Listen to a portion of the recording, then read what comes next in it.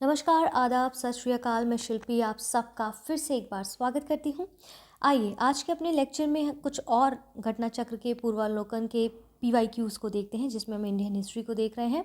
I hope जो भी classes आपको दी जा रही हैं आप उनको अंडरस्टैंड कर रहे हैं तो कमेंट करिए, लाइक करिए, वीडियोस को शेयर करिए और चैनल को सब्सक्राइब ज़रूर करिए। जो बच्चे नए हैं मुझे यहाँ पर मेरे इंस्टाग्राम चैनल पर, मेरे टेलीग्राम हैंडल पर फॉलो कर सकते हैं। चैनल को सब्सक्राइब करना बिल्कुल ना भूलें। आज का पहला प्रश्न क्या कहता है, निम्नलिखित में से कौन भारतीय राष्ट्रीय कांग्रेस के स्थापना अधिवेशन में उपस्थित नहीं था? दादा भाई नौरोजी, जी सुब्रमण्यम अय्यर, जस्टिस रानडे, सुरेंद्र नाथ बनर्जी। तो इस प्रश्न का उत्तर होगा सुरेंद्र नाथ बनर्जी। हमने कल इस तरह के और प्रश्नों को भी डिस्कस किया था। ठीक है, देखिए 1876 में क्या हुआ, बंगाल के जो युवा राष्ट्रवादी थे सुरेंद्र नाथ बनर्जी और आनंद मोहन बोस के नेतृत्व में इंडियन एसोसिएशन का गठन किया गया। वहीं 1883 में इंडियन एसोसिएशन ने अखिल भारतीय राष्ट्रीय सम्मेलन का आयोजन किया और दूसरा सम्मेलन दिसंबर 1885 में कलकत्ता में हुआ, जिसकी अध्यक्षता सुरेंद्र नाथ बनर्जी ने की थी। और यही कारण था कि अखिल भारतीय राष्ट्रीय सम्मेलन से जुड़े सुरेंद्र नाथ बनर्जी 1885 ईस्वी में भारतीय राष्ट्रीय कांग्रेस के स्थापना सत्र में शामिल नहीं हुए थे। ठीक है, भारतीय राष्ट्रीय कांग्रेस के दूसरे अधिवेशन की अध्यक्षता किसने की थी? गणेश आगरकर, सुरेंद्र नाथ बनर्जी, दादा भाई नौरोजी, फिरोज शाह मेहता। ऑप्शन सी दादा भाई नौरोजी ने 1886 में। ठीक है, इसके बाद भारतीय राष्ट्रीय कांग्रेस के द्वितीय सम्मेलन में कितने मुस्लिम प्रतिनिधियों ने भाग लिया था? 2, 33, 30 और 41। तो ऑप्शन बी यहाँ ठीक हो जाएगा।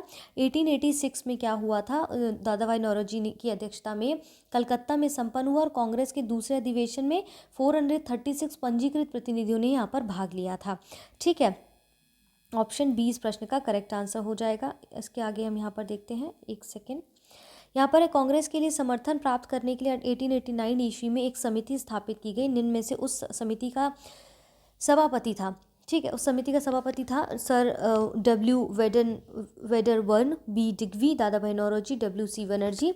तो यहाँ पर कांग्रेस के लिए समर्थन प्राप्त करने के उद्देश्य से 1889 में, जैसा कि यहाँ लिखा है, लंदन में सर वेडरबर्न की अध्यक्षता में, तो इस प्रश्न का उत्तर ऑप्शन ए हो जाएगा।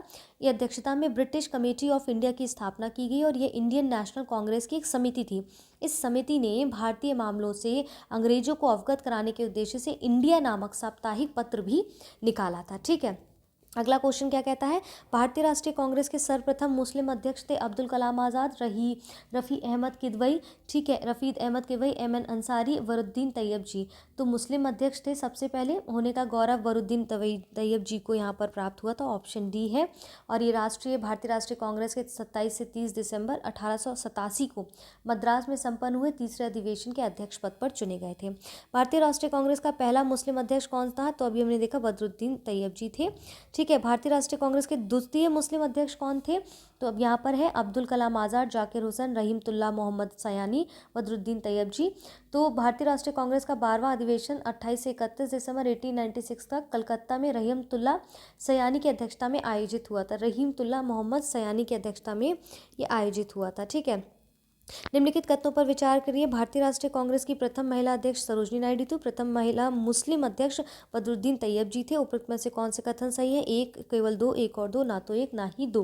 तो देखिए इस प्रश्न का उत्तर होगा ऑप्शन बी, क्योंकि मुस्लिम अध्यक्ष में वदरुद्दीन तैयब जी थे।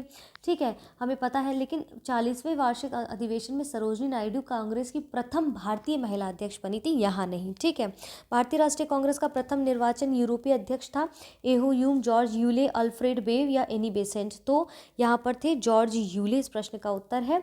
यानी कि प्रथम निर्वाचित यूरोपीय अध्यक्ष जॉर्ज यूले थे। इसने भारतीय राष्ट्रीय कांग्रेस के चतुर्थ अधिवेशन यानी कि 1888 की अध्यक्षता की थी। क्लियर है, यहाँ तक स्पष्ट है। निम्नलिखित में से कौन एक भारतीय राष्ट्रीय कांग्रेस से कभी संबंधित नहीं थे? ठीक है, तो फिरोज शाह मेहता, हकीम अजमल खान, खान अब्दुल गफ्फार खान, सर सैयद अहमद। तो इस प्रश्न का उत्तर होगा ऑप्शन डी जो है, इससे संबंधित नहीं थे। निम्नलिखित में से कौन भारतीय राष्ट्रीय कांग्रेस का अध्यक्ष कभी नहीं चुना जा सका? लाला लाजपत राय, एनी बेसेंट, मोतीलाल नेहरू, बाल गंगाधर तिलक। तो यहाँ पर बाल गंगाधर तिलक को भारतीय राष्ट्रीय कांग्रेस का कभी अध्यक्ष नहीं चुना जा सका, क्योंकि ये देखेंगे प्रायः शेरे पंजाब यानी कि पंजाब का सिंह कहलाते थे लाला लाजपत राय। ठीक है, इसलिए नहीं बन पाए। और 1920 में कलकत्ता विशेष अधिवेशन में भारतीय राष्ट्रीय कांग्रेस के अध्यक्ष बने।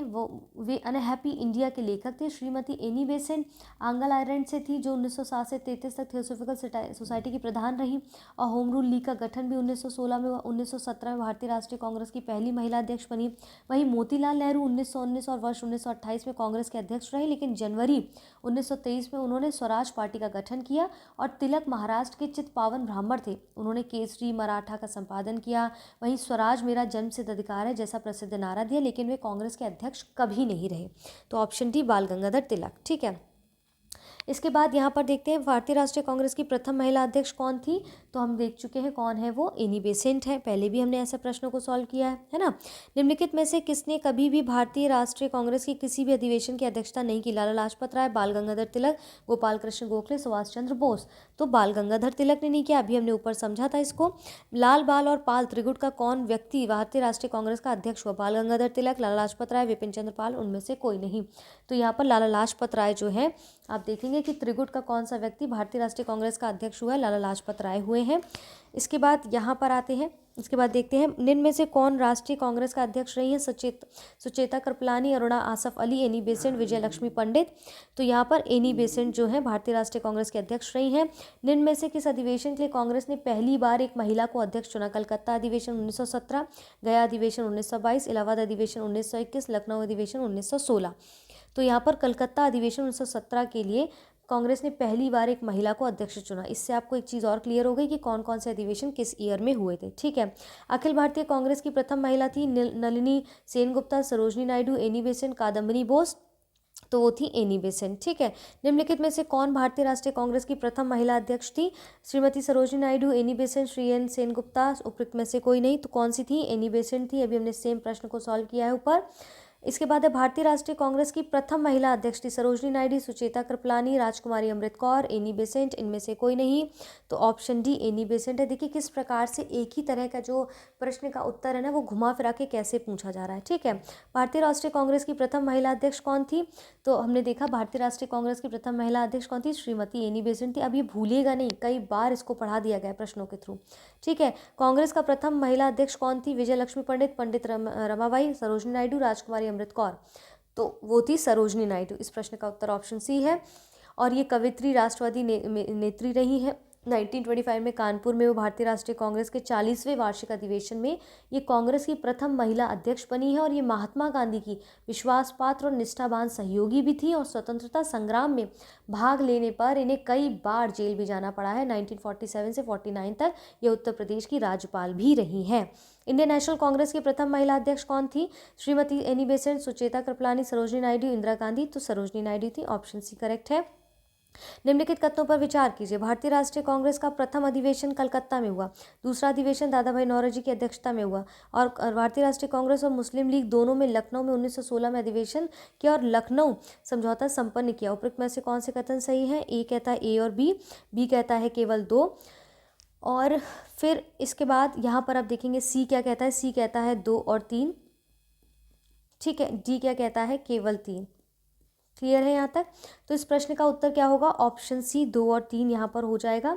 ठीक है, यानी कि राष्ट्रीय कांग्रेस का जो प्रथम अधिवेशन है कलकत्ता में नहीं बल्कि मुंबई में हुआ था, जिसमें 72 सदस्यों ने हिस्सा लिया था। लेकिन वहाँ हैजा फैल जाने के कारण ये बाद में मुंबई में आयोजित हो गया था। और दूसरा अधिवेशन 1886 में कलकत्ता में दादा भाई नौरोजी की अध्यक्षता में हुआ। भारतीय राष्ट्रीय कांग्रेस और मुस्लिम लीग दोनों ने वर्ष 1916 में लखनऊ में अधिवेशन किया। और कांग्रेस और मुस्लिम लीग के बीच लखनऊ समझौता हुआ, जो कांग्रेस लीग योजना या फिर लखनऊ पैक्ट के नाम से जाना जाता है। क्लियर है। अगला प्रश्न है, भारतीय राष्ट्रीय कांग्रेस का 27वां अधिवेशन किस स्थान पर हुआ, भागलपुर, पटना, रांची, बांकीपुर। तो ये आपका हुआ है बांकीपुर में हुआ है। ये 27वां अधिवेशन 1912 में, और ये बांकीपुर मतलब बिहार में संपन्न हुआ था। इस अधिवेशन की अध्यक्षता RN मधुलकर ने की। इस अधिवेशन में AMO ह्यूम को कांग्रेस का पिता कहा गया है। ठीक है, इस प्रश्न का उत्तर ऑप्शन डी हो जाएगा। निम्नलिखित में से भारतीय राष्ट्रीय कांग्रेस के अधिवेशन में बाल गंगाधर तिलक ने अभिव्यक्ति किया, स्वराज मेरा जन्मसिद्ध अधिकार है, उसे मैं लेकर लेकर रहूँगा, तो लखनऊ अधिवेशन 1916 के दौरान उन्होंने कहा था, ठीक है, और उसे मैं लेकर रहूँगा। इस अधिवेशन में उग्रवादियों को फिर से कांग्रेस में वापसी हुई और तिलक और एनी बेसेंट के प्रयासों से कांग्रेस और मुस्लिम लीग के बीच समझौता हुआ, और ये समझौता लखनऊ पैक्ट या फिर लखनऊ समझौता या लीग समझौता, कांग्रेस लीग के नाम से भी समझौते के नाम से प्रसिद्ध है। स्वराज मेरा जन्मसिद्ध अधिकार है, इसे पाकर रहूँगा किसने कहा है? तो इसमें कुछ सोचने वाली बात है क्या? नहीं है ना, तो इसमें ऑप्शन नहीं दिया गया। ऑप्शन सी एक्चुअली आपका बाल गंगाधर तिलक है, ठीक है, बाल गंगाधर तिलक है, बाल गंगाधर तिलक है, ठीक है। स्वराज में वक्तव्य किससे संबंध है? बाल गंगाधर तिलक, सी है, ये सेम ही है, ठीक है। इसके बाद यहाँ पर देखते हैं स्वराज निम्नलिखित में से किसने कहा था स्वराज मेरा जन्मसिद्ध अधिकार है? बाल गंगाधर तिलक ने कहा। कांग्रेस आंदोलन ना तो लोगों द्वारा प्रेरित था, ना ही उनके द्वारा सोचा या योजनाबद्ध था। लॉर्ड डफरिन ने कहा, सर सैयद अहमद ने कहा, लॉर्ड कर्जन ने कहा, लाला लाजपत राय ने कहा। तो ये आपका कहा था जो है किसने कहा था? ये आपका काफ़ी सारे इसमें कॉन्ट्राडक्टरी भी था इस विषय पर कि कांग्रेस आंदोलन जो है वो ये लाला लाजपत राय के द्वारा कहा गया था, ठीक है। तो उन्होंने कहा था कि इन्होंने अपने लेख में लिखा था, कांग्रेस आंदोलन ना तो लोगों द्वारा प्रेरित था, ना ही उनके द्वारा सोचा या योजनाबद्ध किया गया था। किसने कहा था? कांग्रेस पतन के लिए लड़खड़ा रही है, मेरी सबसे बड़ी अभिलाषा है जब तक मैं भारत में हूँ कांग्रेस की शांतिपूर्ण समाप्ति में सहयोग करना है। George Hamilton, George Curzon, Lord Dufferin, Lord Minto. तो ये लॉर्ड कर्जन ने कहा था, और ठीक है, इन्होंने 1990 में ये वक्तव्य दिया था। अध्यक्षीय संबोधन के समय जिस कांग्रेस अध्यक्ष ने हिंदी भाषा के लिए रोमन लिपि लागू करने की वकालत की थी वे थे महात्मा गांधी, जवाहरलाल नेहरू, अब्दुल कलाम आज़ाद, सुभाष चंद्र बोस। तो इनमें से कौन? ठीक है, तो यहाँ पर थे ऑप्शन डी यानी कि सुभाष चंद्र बोस थे। और इन्होंने जो है सुभाष चंद्र बोस में हरिपुरा अधिवेशन 1938 में अध्यक्षता की थी। भारत के स्वतंत्र प्राप्ति के बाद निम्नलिखित में से किसने सुझाव दिया कि भारतीय राष्ट्रीय कांग्रेस को समाप्त कर दिया जाए? सी राजगोपालचारी, आचार्य कृपलानी, महात्मा गांधी, जयप्रकाश नारायण। तो ऑप्शन सी महात्मा गांधी ने, और इन्होंने भारतीय राष्ट्रीय कांग्रेस को समाप्त करने का सुझाव दिया था, ठीक है। अमृतसर के भारतीय राष्ट्रीय कांग्रेस अधिवेशन 1919 के प्रस्ताव के अनुसार महात्मा गांधी का नया संविधान लिखने के लिए निम्नलिखित में से उन्हें उनके सहयोग के लिए चुना गया था? बी.जी. तिलक, एन.सी. केलकर, सी.आर. दास, आई.बी. सेन। तो यहाँ पर सही उत्तर चुनना है 2 और 4, 1 और 2, 3 और 4, 1 और 3। तो इस प्रश्न का उत्तर होगा ऑप्शन ए, या 2 और 4 जो है वो करेक्ट है। देखिए, कांग्रेस के संविधान लिखने के लिए महात्मा गांधी, वी.जी. तिलक और सी.आर. दास का सहयोग चाहते थे, लेकिन कार्यधिक्य के कारण क्या हुआ, उन्होंने उपलब्धि नहीं हो सकी, और इन शीर्ष नेताओं के स्थानपन्न के रूप में उन्हीं नेताओं के कनिष्ठ सहयोगी एन.सी. केलकर और आर.वी. सेन को कांग्रेस संविधान के लेखन में महात्मा गांधी के सहयोग के लिए चुना गया। क्लियर है। भारतीय राष्ट्रीय कांग्रेस में निम्नलिखित अधिवेशनों में से किसकी अध्यक्षता सी विजय राघव चेरियार ने की थी? लखनऊ अधिवेशन, नागपुर अधिवेशन, गया अधिवेशन, उपरोक्त में से कोई नहीं। तो ऑप्शन बी नागपुर अधिवेशन, ठीक है, नागपुर अधिवेशन। और 1920 में भारतीय राष्ट्रीय कांग्रेस ने अपने नागपुर अधिवेशन में रियासतों के प्रति अपनी नीति की घोषणा करते हुए उनके शासकों से मांग की कि प्रजा को पूर्ण उत्तरदायी सरकार दी जाए। निम्नलिखित में से किस अधिवेशन ने कांग्रेस ने पहली बार भारतीय रियासतों के प्रति अपनी नीति घोषित की थी? नागपुर अधिवेशन में, गया अधिवेशन में, कलकत्ता अधिवेशन में, लखनऊ अधिवेशन में। तो इन्होंने 1920 में भारतीय राष्ट्रीय कांग्रेस ने अपने नागपुर अधिवेशन में रियासतों के प्रति अपनी नीति की घोषणा करते हुए उनके शासकों से मांग की कि प्रजा को पूरी सत्ता का अधिकार दिया जाए, यानी कि नागपुर अधिवेशन, ठीक है। निम्नलिखित में से कौन सा से सत्य है? पहला है कांग्रेस के नागपुर सत्र के पश्चात प्रांतीय कांग्रेस समितियों का गठन भाषाई आधार पर किया गया था। वर्ष 1948 में कांग्रेस ने भाषाई आधार पर प्रांतों के गठन की मांग को अस्वीकार कर दिया। निम्नलिखित में से सही उत्तर चुनना ए बी, ना तो बी, और ए और बी दोनों, ठीक है। ए और बी यहाँ पर दोनों होंगे, ऑप्शन डी है आपका ये, ठीक है। तो इस प्रश्न का उत्तर क्या होगा? ऑप्शन डी, यानी कि ए और बी दोनों होंगे। क्यों? क्योंकि 1980 में क्या हुआ, कांग्रेस के नागपुर सत्र में भाषाई आधार पर प्रांतीय कांग्रेस समितियों के गठन को मंजूरी प्रदान की गई थी, लेकिन स्वतंत्रता के उपरांत वर्ष 1948 में भाषा के आधार पर प्रांतों के पुनर्गठन की मांग कांग्रेस ने ठुकरा दी थी। इसलिए इस प्रश्न का उत्तर ऑप्शन डी हो जाएगा। क्लियर है यहाँ तक? कोई क्वेरी, कोई डाउट बता दीजिएगा। फिलहाल के लिए यहाँ तक वीडियो सुनने के लिए बहुत बहुत शुक्रिया। वीडियोस को लाइक करें, वीडियोस को शेयर करना बिल्कुल ना भूलें। चैनल को अब तक सब्सक्राइब नहीं किया तो सब्सक्राइब करिए, और यहाँ पर लिंक पड़ा हुआ है आई दृष्टि करंट अफेयर्स 1 ईयर की बुक का। ज्योग्राफी की क्लासेस आपको सुबह अर्ली मॉर्निंग 6 बजे मिल रही हैं। इसके बाद सुबह 10 बजे आपको ये वाले लेक्चर्स मिलते हैं। दोपहर को 1 बजे आप देखेंगे आई दृष्टि करंट अफेयर्स 1 ईयर की बुक का लेक्चर 12th या 11th आपका चल रहा है, उसको देख लीजिए। वो सारी प्लेलिस्ट आपको मेरे चैनल पर मिल जाएगी। निरंतर हमारे साथ बने रहें। धन्यवाद।